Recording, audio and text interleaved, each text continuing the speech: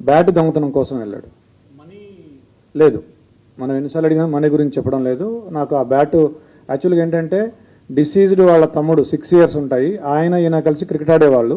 ఆ బ్యాట్ ఈయనకి బాగా నచ్చింది, స్ట్రోక్ బాగా ఉంది, నాకు బాగా నచ్చింది, నాకు ఇవ్వు నేను కూడా ఆడుతా అంటే ఇచ్చేవాడు కదా పిల్లవాడు. సో దాంతో నేను ఎట్లయినా దాన్ని సొంతం చేసుకోవాలనే ఆలోచనతో 2-3 daysగా ప్లాన్ చేస్తున్నాను చెప్పాడు దానికోసం.